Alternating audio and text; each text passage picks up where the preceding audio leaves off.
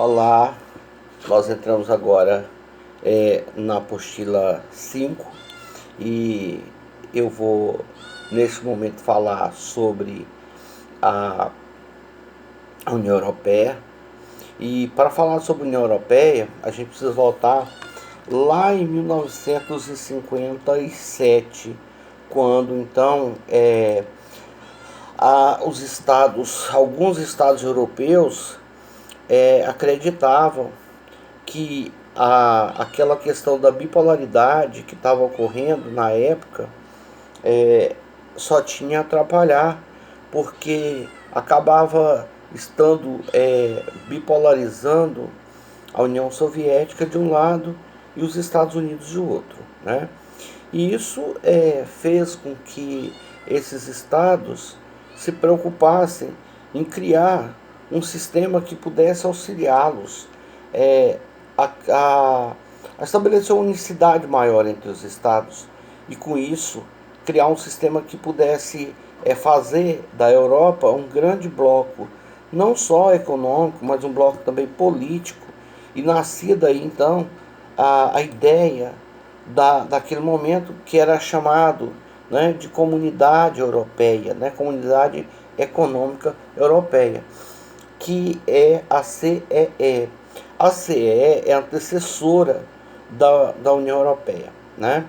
E através desse tratado, que foi um tratado firmado em Roma, esse tratado tinha na verdade era a junção de dois tratados para resolver essas questões. O primeiro tratado criava a Comunidade Econômica Europeia. O segundo criava a Euratom. E aí vocês vão ver daqui a pouco que a Euratom, na verdade, era um braço da Comunidade Europeia. É importante lembrar que naquele momento, né, em 1957, 1958, nós ainda temos muitos países da Europa que são comunistas, né? E isso atrapalha um pouco, porque esses países que eram comunistas não mantinham, né, uma ligação integral com os países ocidentais. É muito comum, e vocês já sabem, talvez aí quem gosta um pouco mais de história sabe disso, que os países da Europa Oriental eram países mais fechados, também chamados de cortina de ferro, né?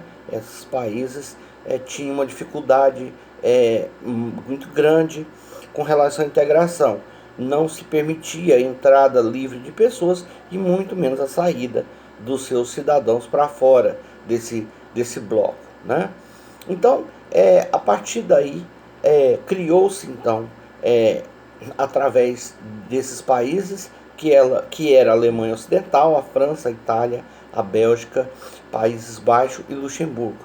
Esses três últimos chamados de Benelux, né? E, como eu disse, o objetivo era criar um meio de se ampararem e ajudarem economicamente e politicamente, e fazerem frente à bipolarização que havia entre a União Soviética de um lado e os Estados Unidos do outro. Ou seja, você ficava dependente dos dois e não era bem isso que os países europeus queriam. Por falar nisso, a Euratom, que era um outro tratado também que foi no mesmo momento foi firmado e era uma junção, tratava da viabilidade da energia atômica.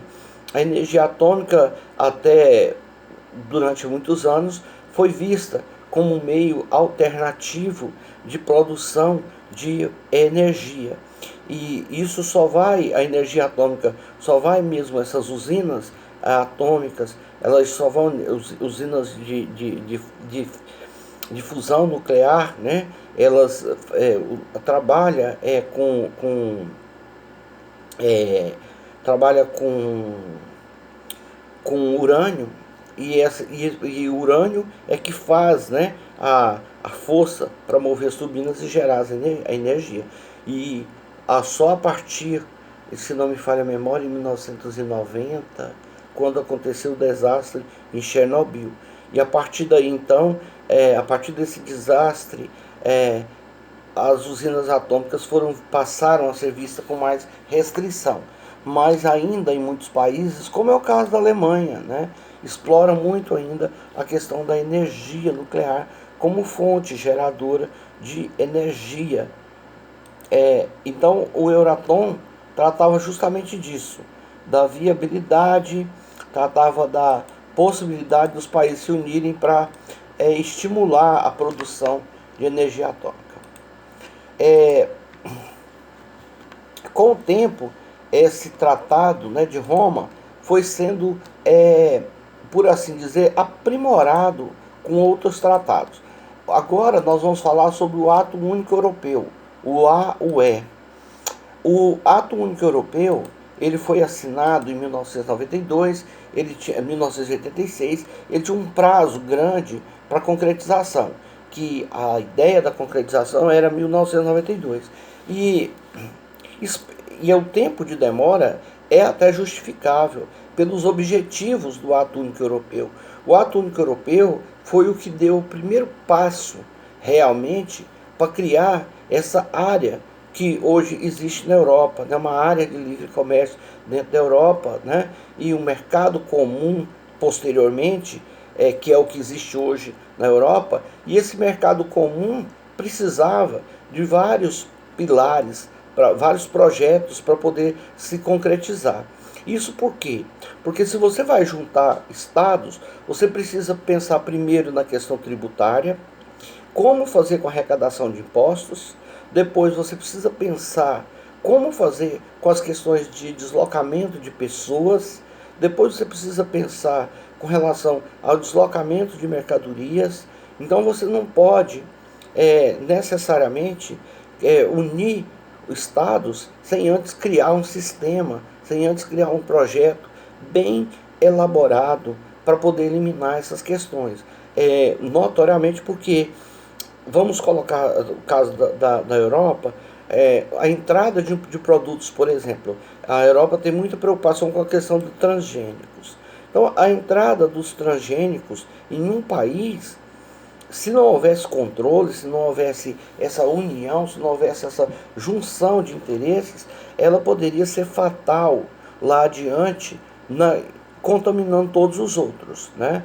Então, toda essa questão foi discutida no momento em que se estabeleceu o ato único. E esse ato único, como eu disse, o objetivo dele era eliminar as fronteiras internas para poder facilitar a circulação de pessoas e também de mercadorias. Lembrando que através do ato único, os estados deixaram de cobrar impostos na circulação de mercadoria entre eles. Como eu já disse algumas vezes para vocês, se você comprar uma mercadoria na Inglaterra não, que a Inglaterra agora não está mais no bloco, né? Se você comprar uma mercadoria na França, você leva essa mercadoria facilmente para a Bélgica, sem precisar pagar o imposto de importação quando entra na Bélgica. E eu falei sobre isso também. Quando você entra em um estado europeu, que você passa pelo serviço de imigração, você não precisa mais passar pelo serviço de imigração dos outros estados. Notoriamente, quando você faz viagens aéreas, as viagens aéreas são todas tidas com status de voos domésticos. E eu citava isso aqui para vocês. Em 2018, acho que em 2018 ou 2017, não me lembro mais, eu saí do Brasil, o nosso voo desceu, a primeira escala nossa foi em Portugal, lá nós passamos pelo serviço de imigração, depois saímos de lá, fomos para a Espanha, de Portugal para a Espanha o voo já tinha status de voo doméstico. Não tinha controle de imigração, não passamos pela imigração espanhola, né? Isso porque os voos dentro da União Europeia não dependem desse tipo de controle mais. No próximo bloco eu vou falar sobre o Tratado de Maastricht e os 3 pilares do Tratado de Maastricht.